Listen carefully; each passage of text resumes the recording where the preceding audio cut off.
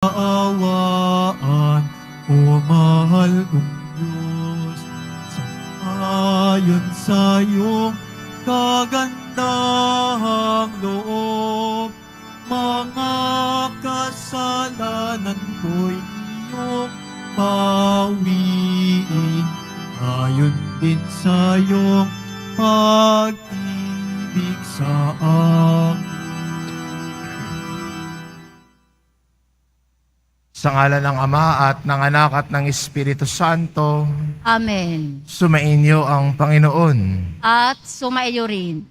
Mga kapatid, aminin natin ang ating mga kasalanan upang marapat tayong gumanap sa banal na pagdiriwang. Inaamin ko Sa makapangyarihang Diyos at sa inyo mga kapatid, na lubha akong nagkasala sa isip, sa salita at sa gawa, at sa aking pagkukulang. Kaya isinasamo ko sa mahal na Birheng Maria, sa lahat ng mga anghel at mga banal, at sa inyo mga kapatid, na ako'y ipanalangin sa Panginoong ating Diyos. kaawaan tayo ng makapangyarihang Diyos, patawarin tayo sa ating mga kasalanan at patnubayan tayo sa buhay na walang hanggan. Amen. Panginoon, kaawaan mo kami. Panginoon, kaawaan mo kami. Kristo, kaawaan mo kami. Kristo, kaawaan mo kami. Panginoon, kaawaan mo kami. Panginoon, kaawaan mo kami. Manalangin tayo.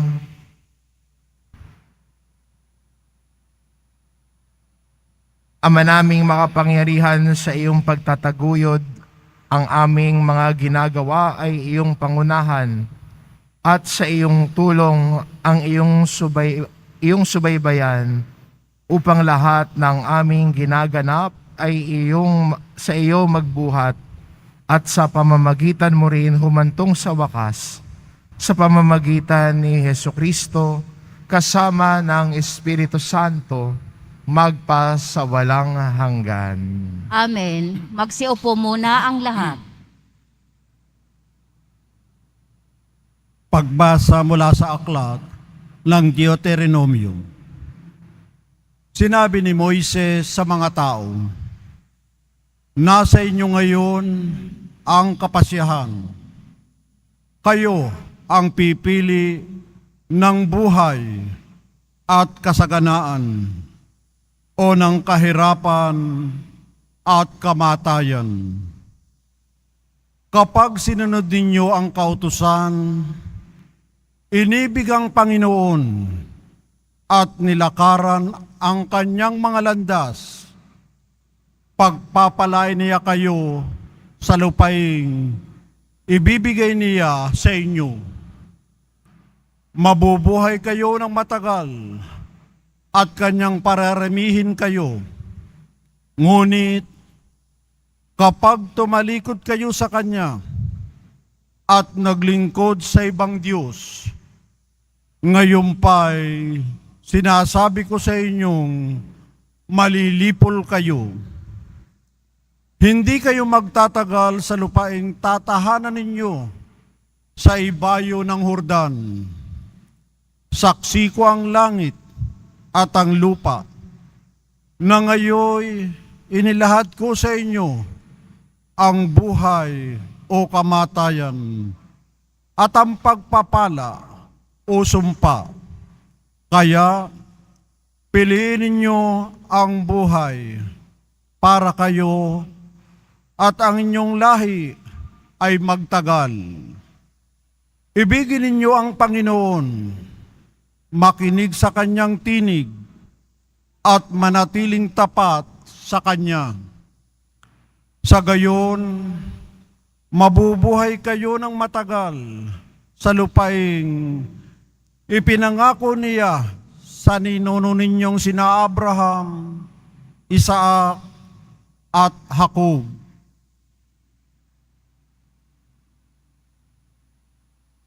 Ang salita ng Diyos. Salamat sa Diyos. Mapalad ang umaasa sa Panginoon tuwina. Mapalad ang umaasa sa Panginoon tuwina. Mapalad ang taong hindi naaakit niyong masasama upang sundan niya ang kanilang payo't maling halimbawa. Hindi sumasama sa sinuman taong ang laging adhikay, pagtawanan lamang at hamak-hamakin ang Diyos na dakila. Nagagalak siyang laging magsaliksik ng banal na aral. Ang utos ng poon, siyang binubulay sa gabi at araw. Mapalad ang umaasa sa Panginoon tuwina. Ang katulad niya ay isang punong kahoy sa tabing batisan. Sariwa ang dahot, laging namumunga sa kapanahunan. At anumang gawin ay nakatitiyak na magtatagumpay. Mapalad ang umaasa sa Panginoon tuwina. Ngunit ibang-iba ang masamang tao, ipa ang kawangis. Siya ay natatangay at naipapadpad kung hangi umihip. Sa taong matuwid ay Panginoon ang siyang mag-iingat, ngunit kailanman ang mga masama ay mapapahamak. Mapalad ang umaasa sa Panginoon tuwina. Magsitayo na po ang lahat.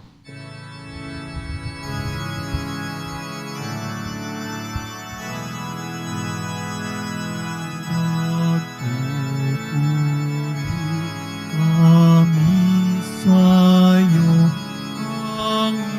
Panginoong Jesucristo. Nagpupuri kami sa'yo, Panginoong Jesucristo. Sinabi ng poong mahal, kasalanan ay talikdan, ang suway ay pagsisihan, maghahari ng lubusan ang poong Diyos na may kapal. Nagpupuri kami sa'yo, Panginoong Jesucristo.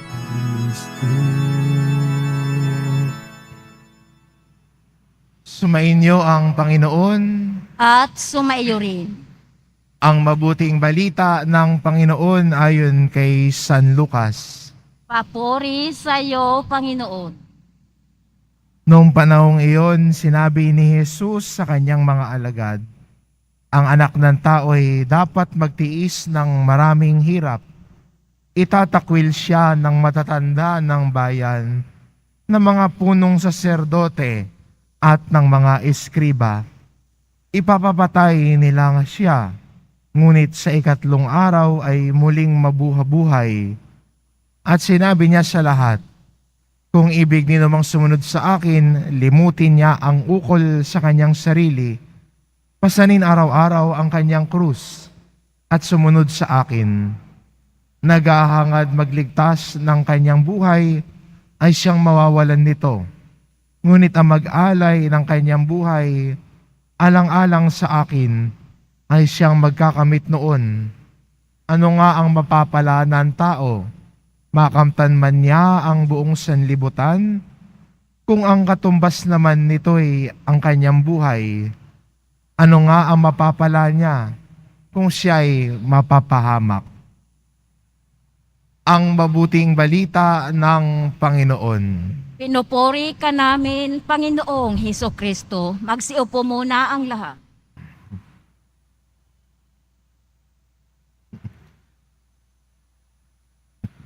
Sa atin pong pagsisimula ng paglalakbay natin sa panahong ito ng Kwaresma, ay magandang paalalahanan po tayo ng Panginoon na sa paglalakbay nating ito ay ang sinusundan natin ay si Jesus.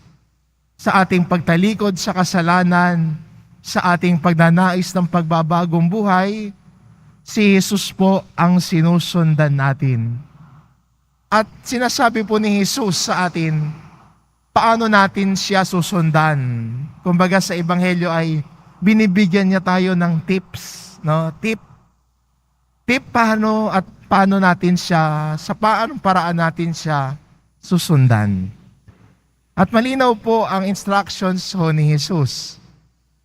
If we want to follow Him, kailangan nating limutin ang sarili. If we want to follow God, we must forget ourselves. Deny ourselves. At yun po yung tinuturo sa atin ng panahon ng Kwaresma. Sa ating paglalakbay, kahapon nagpalagay tayo ng abo sa ating mga ulo na naghuhudyat at nagpapaalala sa atin nang simula natin sa paglalakbay kasama ho si Jesus. At sabi ni Jesus, deny yourself. Ang taong sumusunod kay Jesus, hindi sarili ang iniisip. Hindi sariling kapakanan, hindi sariling kasikatan. Ang taong sumusunod kay Jesus, alam niya sa sarili niya na si Jesus ang bida. Si Jesus ang sentro ng buhay niya at ang kanyang mga gawain. Hindi ang sarili niyang mukha ang nakabalandra. Hindi ang sariling mukha niya, hindi yung pangalan niya, kundi mukha ni Jesus, pangalan ni Jesus. At sinabi ni Jesus, limutin ang sarili, pasanin araw-araw ang kanyang krus. To carry our cross. If you want to follow Jesus, deny ourselves, take up our crosses daily. Pero iniisip kasi natin na yung krus ay paghihirap. Ang unang-unang pumapasok sa isip natin ay hirap, pasakit. But when we first think of the cross, we always think that the cross is suffering. But we forget that the cross is also an offering. Jesus offering Himself, even death to the cross. Ang krus ay tanda ng pag-aalay ng sarili. Kaya ho, maganda rin sa ating paglalakbay sa panahon ng Kwaresma, paano ko iaalay ang sarili ko?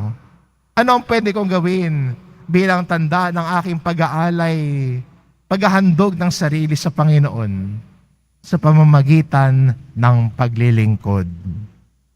Ang paglilingkod natin sa Diyos, sa kapwa natin, ay siya ding daan natin sa paglilingkod sa Panginoon. The cross is not only a sign of suffering, it is a sign of God's self-giving offering. Kaya ho, siguro ito lang ho muna. No? Magandang pasimula sa ating paglalakbay sa panahong ito ng Kwaresma, sa ating pagsunod kay Jesus. Limutin ang sarili, pasanin ang krus ng pag-aalay, araw-araw. Amen. Magsitayo na po ang lahat.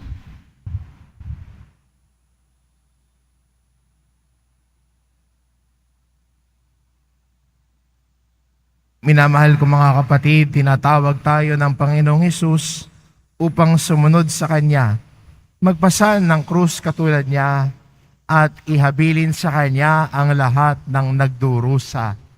Ang ating itugon, Jesus, loobin mo ang iyong krus, ang aming maging kaligtasan. Jesus, loobin mong ang iyong krus ang aming maging kaligtasan.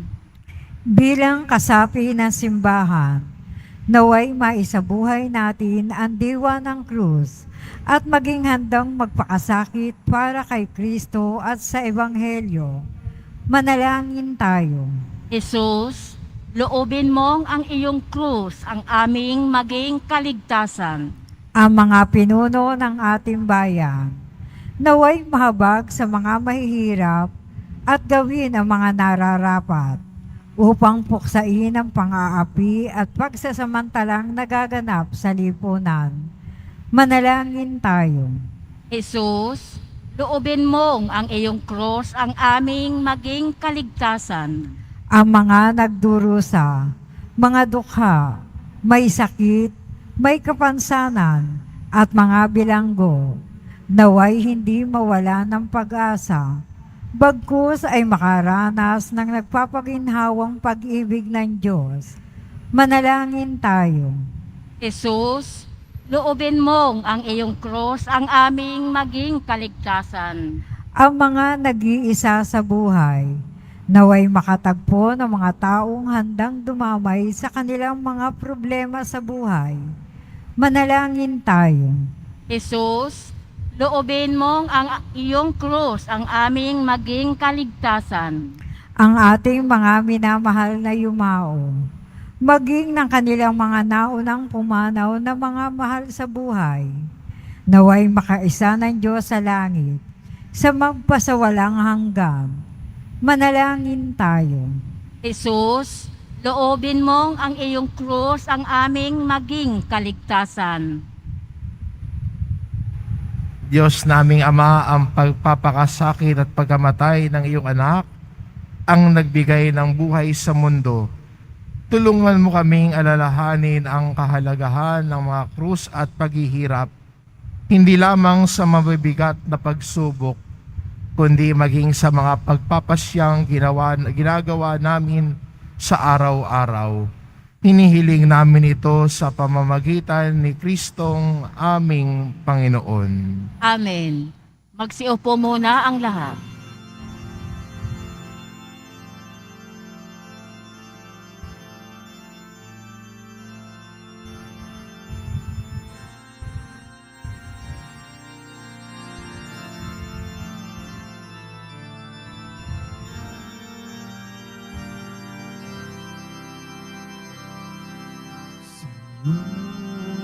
Ama, aming handog, ang tinapay at alak na ito, handog ng iyong bayang sumasamo, humingi ng patawad mo.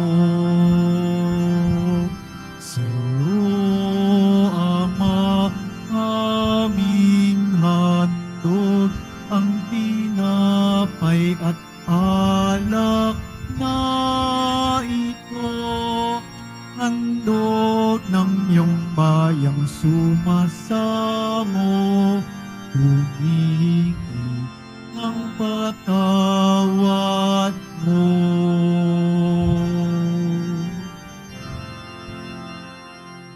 Magsitayo na po ang lahat. Manalangin kayo mga kapatid upang ang paghahain natin ay kalugdan ng Diyos amang makapangyarihan. Tanggapin nawa ng Panginoon itong paghahain sa iyong mga kamay, sa kapurihan niya at karangalan, sa ating kapakinabangan at sa buong sambayanan niyang banal. Ama naming lumika, tunghayan mo ang mga alay naming sa dambana ay nakahain, upang ang iyong minamagandang loob na ibigay ay aming maihandog sa pagsamba sa iyong ngalan, sa pamamagitan ni Hesukristo, kasama ng Espiritu Santo, magpasawalang hanggan. Amen. Sumainyo ang Panginoon. At sumaiyo rin. Itaas sa Diyos ang inyong puso at diwa.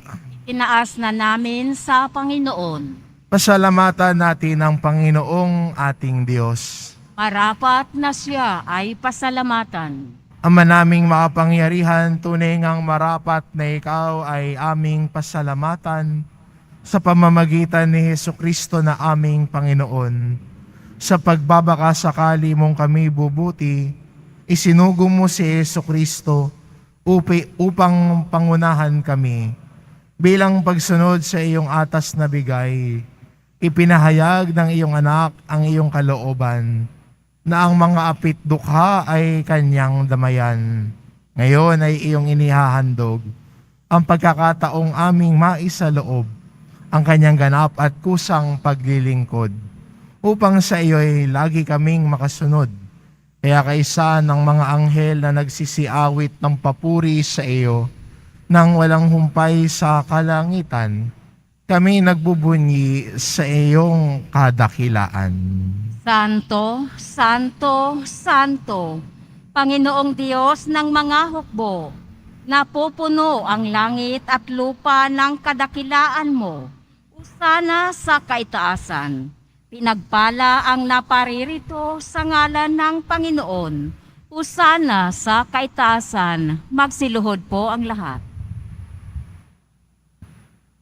Ama naming banal, ikaw ang bukal ng tanang kabanalan, kaya't sa pamamagitan ng iyong Espiritu gawin mong banal ang kaloob na ito, upang para sa aming maging katawan at dugo ng aming Panginoong Hesukristo. Bago niya pinagtiisang kusang loob na maging handog, hinawakan niya ang tinapay, pinasalamatan kanya, pinaghati-hati niya iyon. Iniabot sa kanyang mga alagad at sinabi, "Tanggapin ninyong lahat ito at kanin, ito ang aking katawan na ihahandog para sa inyo."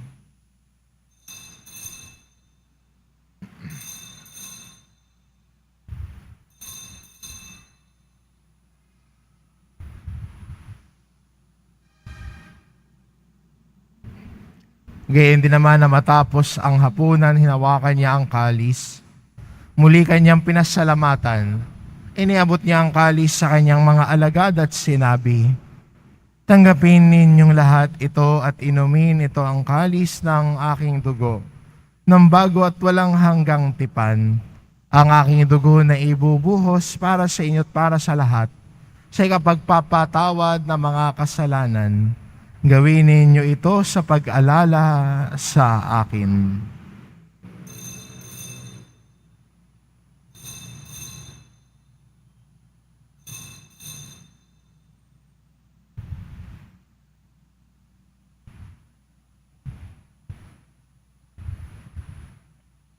Ipagbunyi natin ang misteryo ng pananampalataya.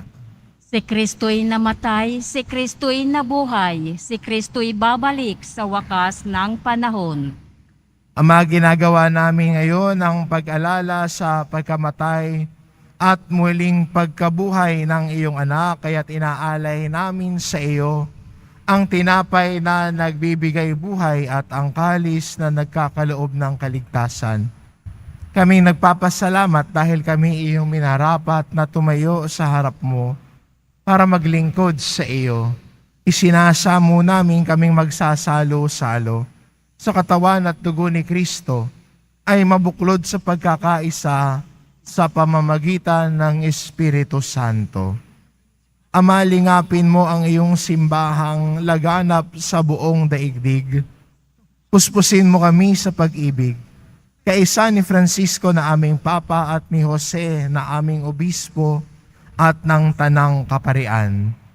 Alalahanin mo rin ang mga kapatid naming nahimlay na may pag-asang sila'y muling mabubuhay, gayon din ang lahat ng mga pumanaw.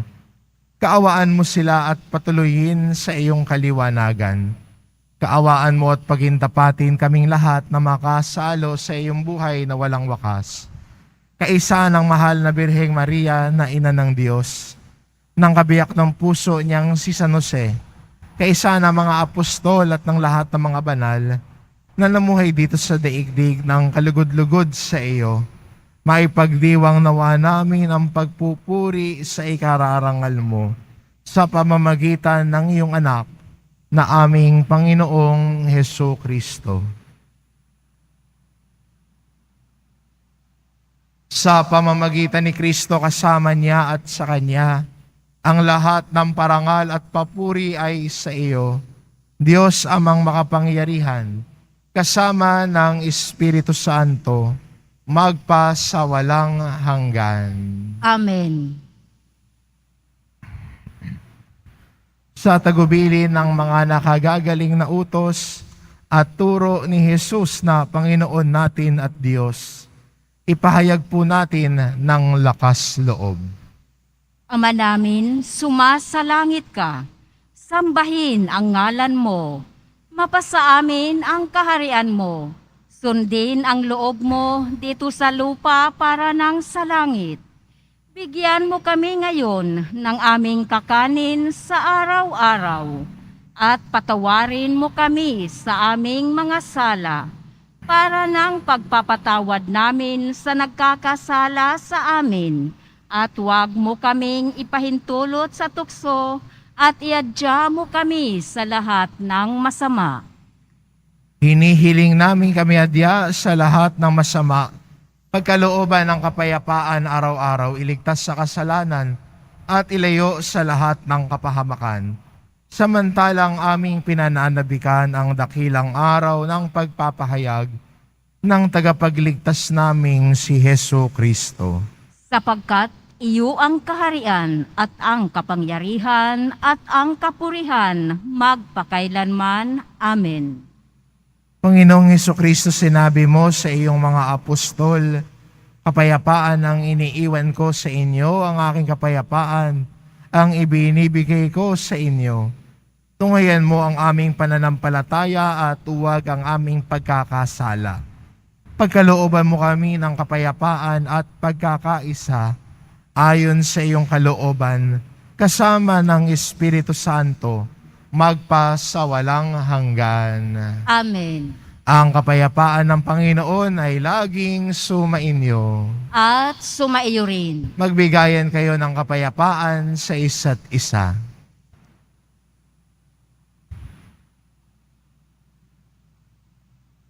Kordero ng Diyos na nag-aalis ng mga kasalanan ng sanlibutan, maawa ka sa amin. Kordero ng Diyos na nag-aalis ng mga kasalanan ng sanlibutan, maawa ka sa amin. Kordero ng Diyos na nag-aalis ng mga kasalanan ng sanlibutan, ipagkaloob mo sa amin ang kapayapaan. Magsiluhod po ang lahat.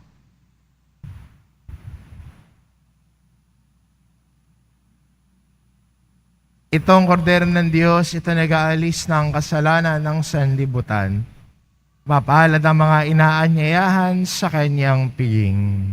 Panginoon, hindi ako karapat-dapat na magpatuloy sa iyo, ngunit sa isang salita mo lamang ay gagaling na ako.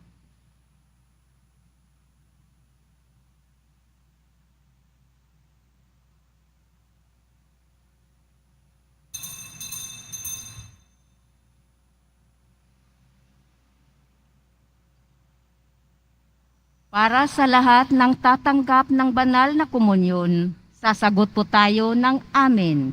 Pagkasabi ng pare o ng lay minister ng katawan ni Kristo. At isubo agad sa bibig bago umalis sa harapan ng pare o lay minister. Sumunod po tayo. Maraming salamat po.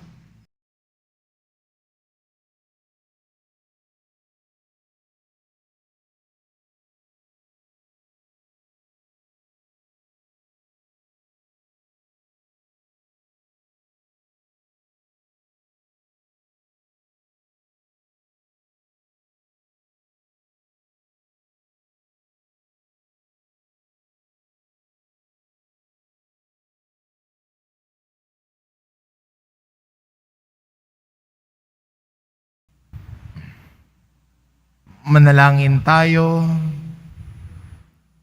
Ama naming mapagmahal, sa pagsasalo namin sa piging mong banal, ang paghahaing ito sa ikapagpapatawad ng mga kasalanan ay siya rin nawang laging magdulot ng kaligtasan sa pamamagitan ni Hesukristo magpasawalang hanggan. Amen. Sumainyo ang Panginoon. At sumaiyo rin. Mahal na pong Jesus Nazareno, inihayag mo sa pamamagitan ng krus ang walang maliw na pag-ibig ng Diyos sa sangkatauhan. Pakinggan mo ang kahilingan ng iyong angka na nagsusumamo sa iyo.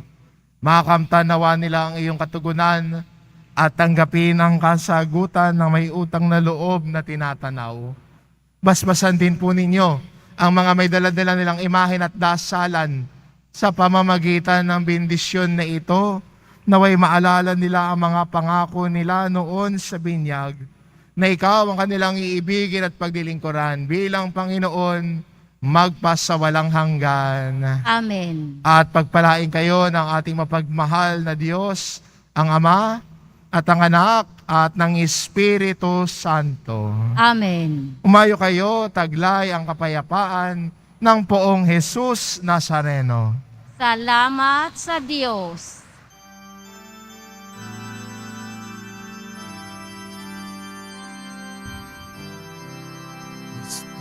Padre Jesus Nazareno, sinasamba ka namin.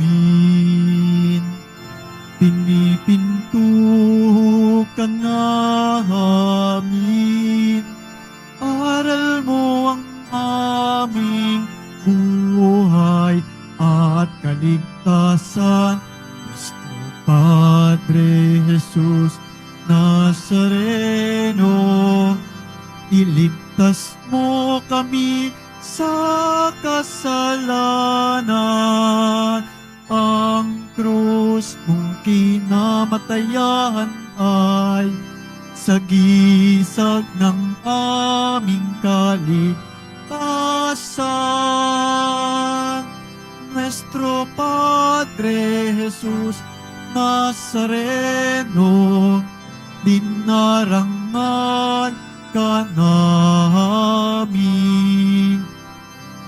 Nuestro Padre Jesus Nazareno, nilulwalhati ka namin.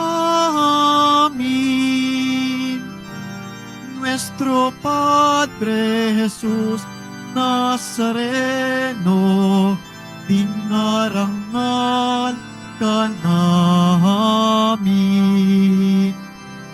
Nuestro Padre Jesus Nazareno, nilulwalhati ka namin.